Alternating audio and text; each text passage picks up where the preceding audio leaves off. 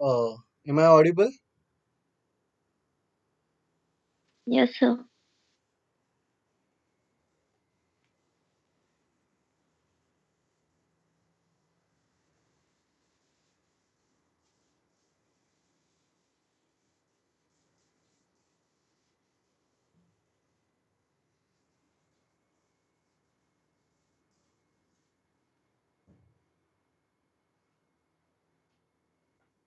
Hello. Please let me know if I'm audible or not. So we could start with the lecture because already like, we have finished a part of that.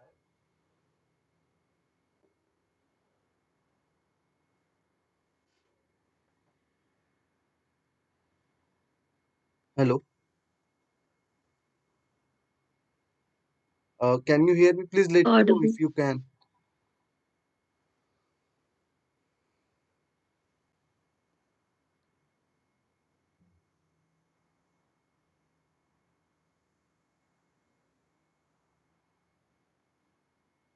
Hello. Anyone could just reply. You could see people, but Yes, sir, you're audible.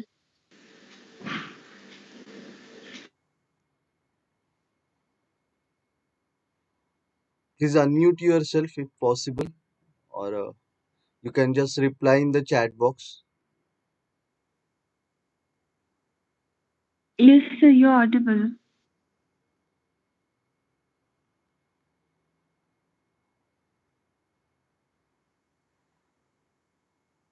So I will start with the lecture. Okay. Now, cell signaling, that is the part which you have in your syllabus. Okay. So, signaling molecules and cell surface receptors. So, this is very important topic with respect to your current syllabus also, and this is very useful for your CS, UGC, SET, GATE, ICMR, or DBT, JRF exam also. Okay. Now, as we all know that cell signaling is a process in which there are signaling cascade which occurs, and over the period of time what happens from point A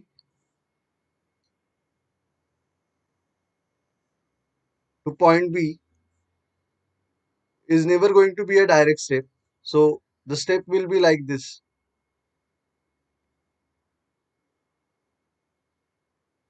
So it is a kind of maze, and then you will reach to your point B. So your ligand, for example, binds to a receptor over here at position A, that triggers set of events, and then it will have its ultimate result when that signaling is complete through a set of another molecules, and then you will have a result. And when this happens, it is called as signaling cascade.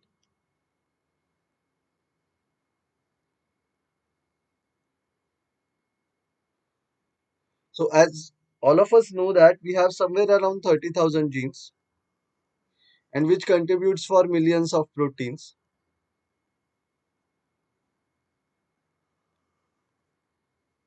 Okay. Now in that case, how many of you have studied KEGG database? Have you people studied that? Please let me know. Cake, as we all know that.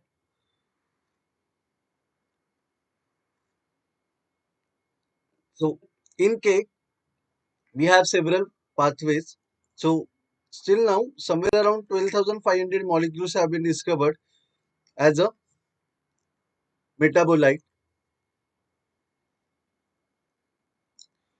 which are a product of biochemical reactions. Okay. Now, all of us have studied biochemistry, and majority of us know that we don't much have interest in biochemistry because it is boring, or there are too many things to remember, and then it becomes cumbersome job to keep on reading and keep on revising it. So that is fine. So what happens generally? So when we have a cell, okay, cell will always going to give a signal. Okay, so for example, this is your cell surface and it has a receptor. Okay, unless and until a ligand which could fit in this, which could be a round shape, obviously not a triangular one in this case. Okay, it is not going to give any kind of response to that external stimuli if it is present on a outer side of your cell surface. So external stimuli or external signal, whatever you could mention that, then it will bind and then that results in some kind of activity. It could be phosphorylation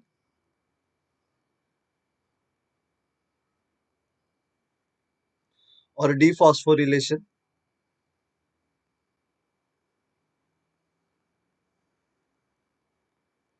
Just an example. Okay.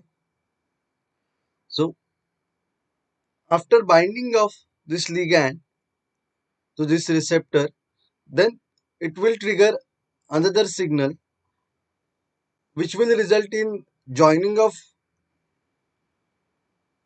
two molecules, or it could result in breaking of two molecules which were present earlier. Then this molecule may act as a repressor,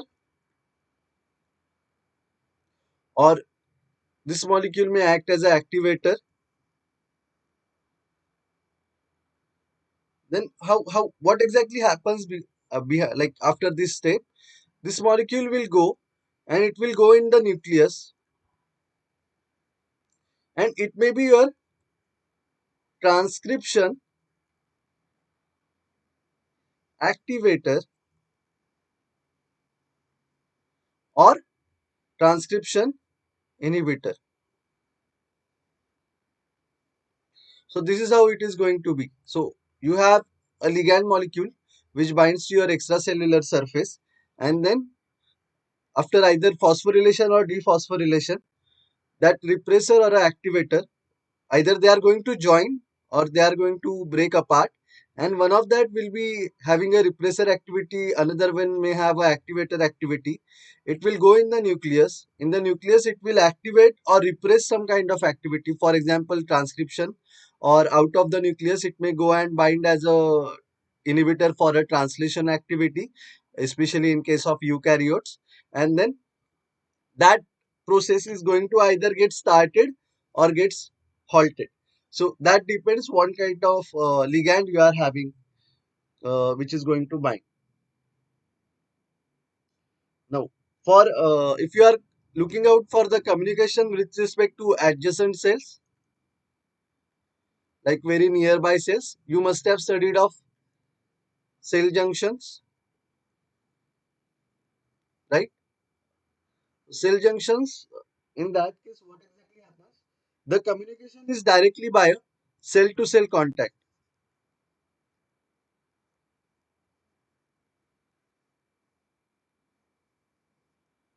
Okay. So in that case, for example, in case of gap junctions in the plasma membrane of the adjacent cells, permit the exchange of small molecules to coordinate metabolic response. So over there, this is one cell, this is another cell, and they will allow the direct contact between, like this cell will release the molecules to give out the signal to this cell. Once it receives it, then it will give its metabolic response or whatever biochemical reaction is going to happen. So this is a little bit different than your cell signaling, which we are going to study. Now, extracellular signaling molecules, which we have,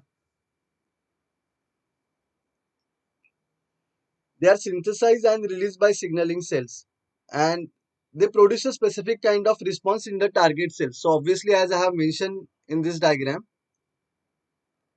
like unless and until your receptor is having affinity towards ligand or receptor is compatible to the ligand, it is not going to show any kind of metabolic response because it is not going to bind at all. Okay. So in a multicellular organism, what we have enormous amount of cells and enormous amount of signaling molecules. For example, we have amino acids, we could have hormones, and they are used in a type of cell to cell communication. So some signaling molecules could be like, as you could see, there could be amino acids which are hydrophobic in nature also, remember that. And then they also play a major role. So for example, it could be your thyroxine, and it could be hydrophobic molecules such as steroids also, and they spontaneously diffuse through your plasma membrane and bind to intracellular receptors. So even they bind to intracellular receptors, which will be obviously present on the inner side of your, like it will be present on the inner side of your cell surface. So they will passively diffuse and they will bind over here. Then again, some kind of phosphorylation, dephosphorylation will occur, and then that will also lead to a series of cascade, and ultimately it results to point A to point B, and you will have a metabolic response to that binding.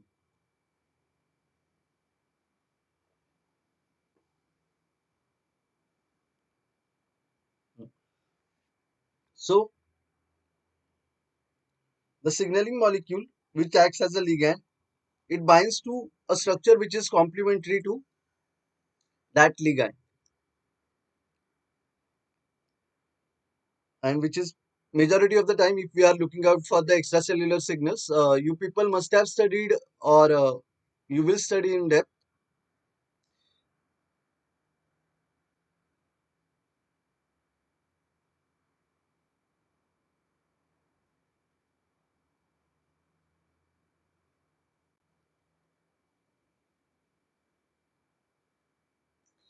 So this is transmembrane protein,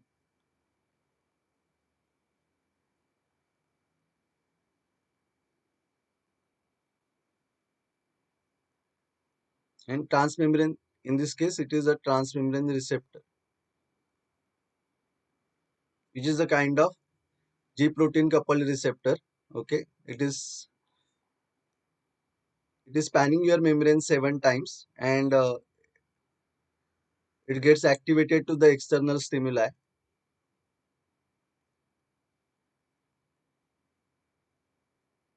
which could be a ligand, any sort of ligand. It could be a hormone, amino acid, or anything. So after this, once if the amino acids binds over here, then this will cause, for example, dephosphorylation over here, in this case, just an example. And then this molecule, it was having phosphate group, is no longer having phosphate group. So it will be released, and this will go and bind to next signaling molecule or next receptor, and that will cause a, or this may help in one reaction of conversion, and then this molecule will in turn cause a metabolic response.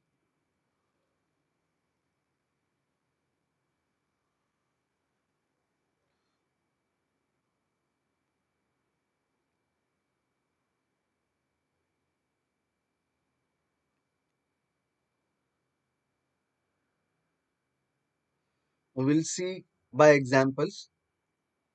Okay. So what kind of receptors we have? We have somewhere around 7 receptors. Okay. So this is receptor 1, this is 2, this is 3, this is 4, 5, 6, and 7. Okay. Now we'll first talk about G protein coupled receptors. So what happens?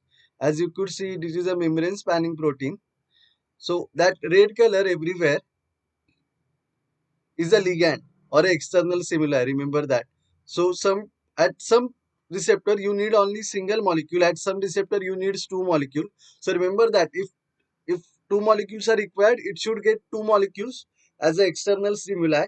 If it is getting only one molecule, then also it is not going to give you a response or a required response. Remember that. Then again, this is one of the receptor, and this is cytosolic response. Okay, so this is the outer part, obviously exterior. This is the inner part, cytosolic or cytoplasma, whatever you name it. It is the inner part. It is the same terminology which we often use interchangeably as a cytosol or a cytoplasma. Now, what happens in the first case? Your G protein that controls the activity of effector protein. So here it is as a adenyl cyclase. It gets activated by a cytosolic or a nuclear transcription factor via several pathways. So, for example, this ligand will in turn the activate. It will come inside. It will trigger out the signaling molecule, and then it will act as a adenyl cyclase, which in turn causes phosphorylation in the nucleus after entering the nucleus. The second example is cytokine receptor. So this will result in a cytokine response. So as you could see, there is a phosphorylation which is occurring on the inner part of the cytosolic domain of this receptor. So it is associated with JAK kinase pathway, which JAK and STAT pathway, which we are going to study in your couple of lectures, next lectures. So this causes phosphorylation. So this phosphorylated molecule will again come inside the nucleus, and it will cause a response. Now, third receptor which we have is a receptor tyrosine kinase. So that receptor, as the name suggests, tyrosine kinase, it is related with tyrosine amino acid and kinases which causes phosphorylation. Always remember that. Whereas cytokine receptors, they are going to be related with the cytokine response. G protein coupled receptors are going to be related with G protein phosphorylation, dephosphorylation. Now, what happens in this third? So you need two ligand molecules. So in turn, those binding of two ligand molecules will trigger out this particular intracellular receptor, and that intracellular receptor will cause a phosphorylation over here, as you could see, of this molecule. Again, that molecule will come inside the nucleus, that causes phosphorylation of this another molecule. That phosphorylated molecule will bind to your DNA inside the nucleus, and then it causes some kind of activation of transcription. Okay, so this is the third molecule which is part under your receptor tyrosine kinase. Now, the next one which you have, which is the fourth receptor. Okay, what happens in that? Again, two signaling molecules. Then those two signaling molecules, after binding those ligands, binding to the external TG beta, TGF beta receptor, it will in turn causes phosphorylation of this molecule inside the cytosol. That phosphorylated molecule will directly come. So unlike the previous one, it doesn't phosphorylate anything else, and there is no secondary phosphorylation again. But this phosphorylated molecule directly in the cytoplasma will come inside the nucleus, and it will directly bind to your DNA in the nucleus, and then it acts as a transcription factor. Okay, so it activates your SMART, one of the transcription factor family. Then the fifth one is hedgehog receptor, which is also known as by capital S small h. So what happens when the external stimuli binds to it? It can't carry out its activity. Okay, then in turn the next part, which is in the combination, will be released. So this part will be broken down. Okay, and then this part will come as an internal stimuli, and it will come and it will bind to your DNA in the nucleus, and it will cause a response. Okay, and this is related with cholesterol molecule, cholesterol anchoring. Okay, so it is more towards fatty acid kind of response or towards steroids response. Okay, now the next receptor is WNT receptor. So it is palmitoylated WNT ligand. So the ligand with the fatty acid, it will bind, and in turn it will cause a series of response. Okay, so over here, as you could see, there were four molecules were present, and after binding of the ligand, it causes a response to this. In turn, this molecule acted upon this set of four molecules. It broke down it apart, and that molecule came inside and it bound to another molecule which was which was present on the nucleus, in the DNA in this case, and it causes a transcriptional activation. Okay, so that is the WNT response. That is the sixth molecule. And the next is the final one is exterior response. So it is just a binding, not per se ligand binding. So this is just a notch receptor. The delta is a transmembrane protein or a signaling cell. So this signaling cell directly binds to your receptor over here, and then that results in breakdown of this receptor at the cytosolic domain or the inner part of the cell, and that can directly come and it binds to your nuclear transcription factor. It binds as a nuclear transcription factor inside the nucleus on the notch receptor. So these are the transmembrane proteins, or these are the external stimuli or cell surface receptors which we generally study, and this is how they act. So either they are going to act all alone, like your receptor number 4, TGF beta receptor, or they are going to cause a phosphorylation, like your cytokine receptor, or they are going to cause phosphorylation of few more molecules, and after that phosphorylation, the last molecule which is phosphorylated will have its action, like receptor tyrosine kinase. Okay, or they will cause breakdown of the molecule. That broken molecule will come and cause some reaction, like your Hedgehog receptor or WNT receptor, or there is just exterior binding. That exterior binding will cause the cytosolic domain, the breakdown of the cytosolic domain of that the receptor. Okay, and that cytosolic domain will come in turn the nucleus, and that will cause some kind of activation or deactivation. So in case of Notch receptor, it causes activation of the transcription. So far clear?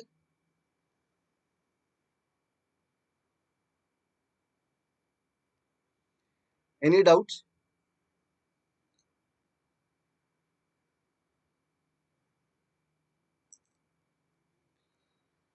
So in case of signaling molecules, what exactly happens? So what are the steps we have in case of signaling molecule? First,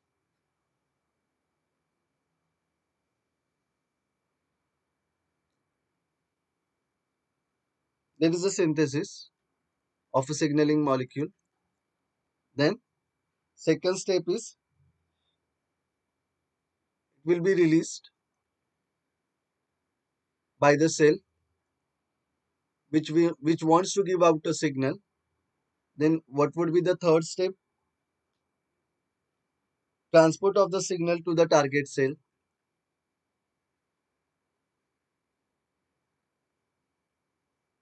So when I say transport of the signal, not a neurological signal, but the ligand itself, which could be hormone, amino acid, steroid, anything. Fourth step, binding of the signal to a specific receptor, leading to its activation. So that ligand binding to a specific receptor,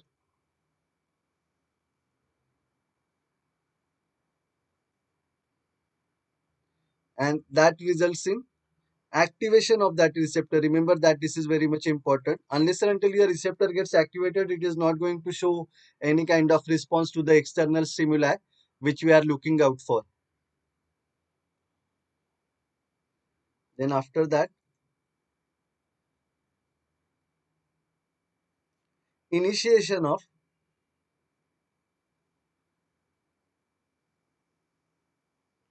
one or more intracellular. So after external stimuli binding to the receptor, the receptor gets activated, then intracellular signaling will occur. So we have seen the example of Notch, Hedgehog, cytokine, TGF beta,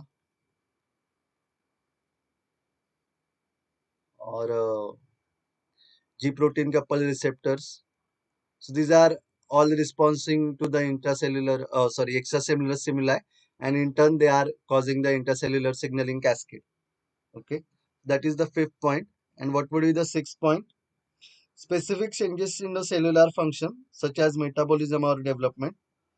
And after that, so this intercellular signaling will in turn causes some kind of metabolic response,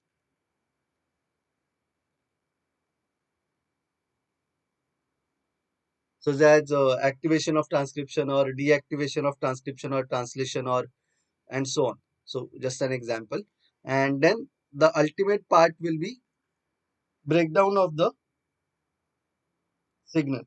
So breakdown of that ligand, because you don't want, for example, uh, as we all have studied lacoperon. So lacoperon is a inducible operon, right? And tripoperon is a repressible operon. So whenever you have a molecule present which could be broken down by a LAC, which could be converted by a LAC, then only lacoperon will be activated. If you have a molecule present, then tripoperon will not be activated. So that is a repressible operon. Whereas if the molecule is present, which could be broken down by a lacoperon, lacoperon will be activated.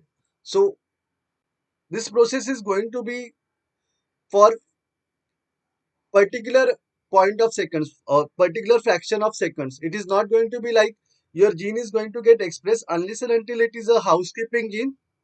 It is not going to get expressed consecutively or lifelong. Okay, it is going to get expressed for a particular amount of or a fraction of seconds, then it will be stopped. So your molecule, like for example, if you want to do some kind of action, then there will be a signal given by your neuron from a brain, like you want to pick up a pen or you want to pick up a glass or you want to write down something. So it will be momentarily. So once you want to stop, it will be stopped. So the signal will be stopped. It is not going to be like you are looking at the board and you are scribbling over here. It never happens. So you have a control over that, and that is because that molecule which was released to cause an action is degraded. If it is continuously going giving out the action, then there will be tremors in your hand and your hand will become shaky and you no longer able to control any kind of action. So remember that unless and until the signal is not controlled or a ligand molecule is not getting broken down, that means it is constitutively expressed and there is some kind of mutation behind that, because it is not going to get degraded because the molecules which were present to degrade it no longer able to recognize or no longer able to break down that molecule, and that leads to problem in the signaling cascade, and that leads to cause of several disorders. I'm saying disorders, not diseases. There is a difference between two things.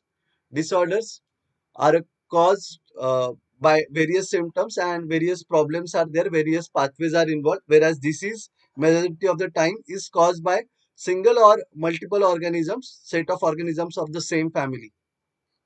So that is the difference between the two.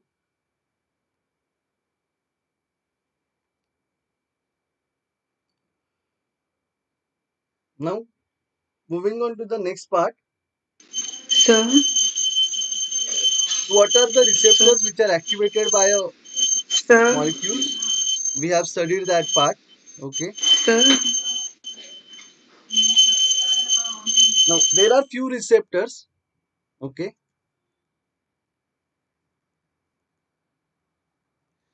which are activated by a concentration of the metabolite.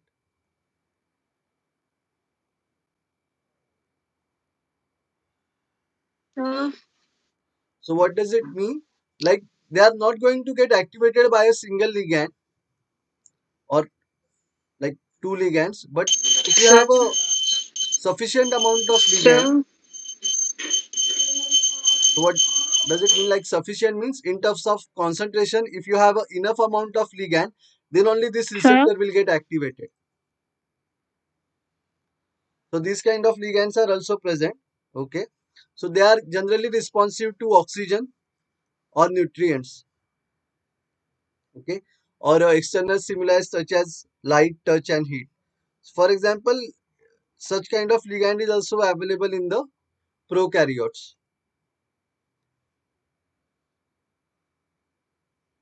Now, all of you must have studied this kind of signaling, sir, sir, or I sir, guess you're this might audible be a to part of your TY hormones,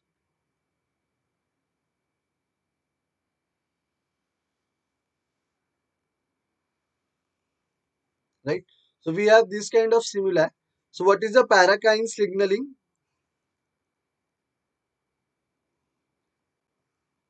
Can anyone let me know what is the parakine signaling?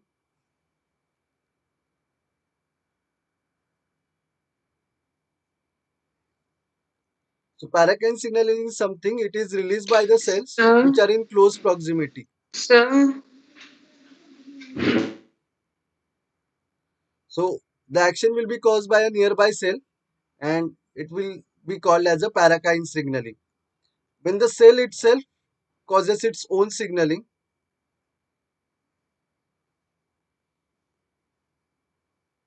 for example, this is very much peculiar in the immunology where you have activation of cytotoxic T cell or you have activation of TH cell by its own IL-2 secretion, interleukin 2 secretion. Okay. Now, what is the endocrine signaling? The signaling molecules or a hormone, it acts on a cell which is distant, which is not in the nearby place. So, for example, pituitary gland secretes its signal hormone and it goes and it activates at some other point. Same way, parathyroid gland will activate at distant molecule. Okay, so it is not going to be the same organ where it is originated, but at the different part where it needs to be activated or where the action is required in that case. So many growth factors regulate such kind of response and also act as a short range. So some of these molecules bind to your extracellular matrix and cause a activation or a deactivation.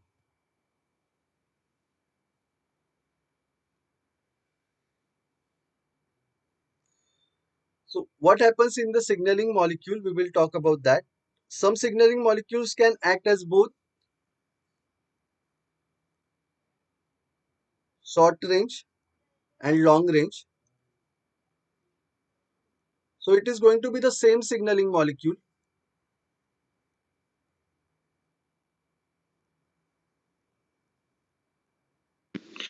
sir, sir, For example, epinephrine.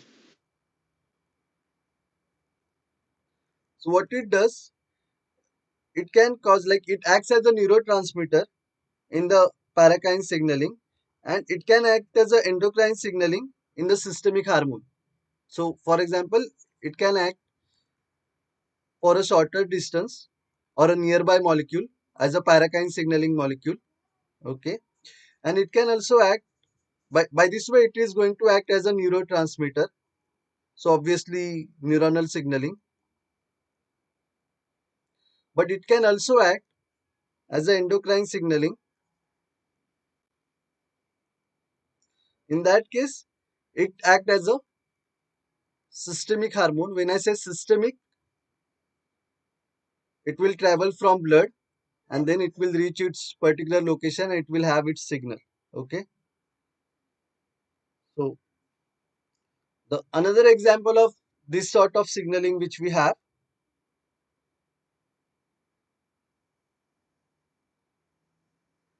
is membrane bound EGF. Okay. So what it does, it signals the adjacent cell by a direct contact. Epithelial growth factor, EGF stands for, remember that. So membrane bound. So it acts in two way. It activates cell by a direct contact nearby cell and then cause multiplication of the cell, and it can act by a it undergoes a cleavage by a protease, then that causes a soluble form of the EGF, epithelial growth factor, and in turn it can act as a autocrine or a paracrine molecule. Fine. So this is how the action will be caused and action will be released by the cell itself. So this is the example. Now receptors are generally activated by limited number of signaling pathways. So for example, there will be a signaling molecule.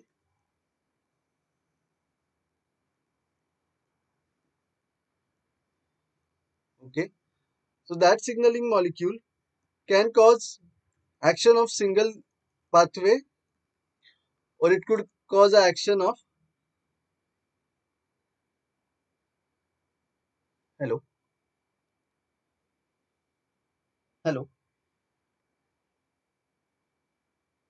sorry, hello.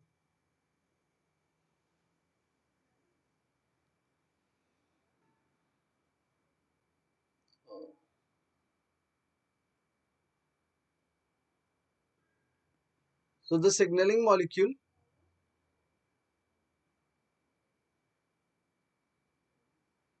so I guess we will stop over here and we will continue in the next lecture. Okay.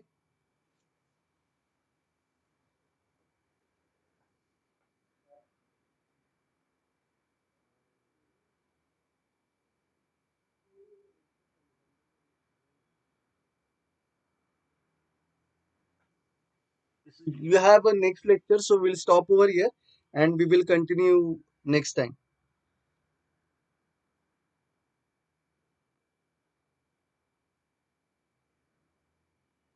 I will just take down the attendance.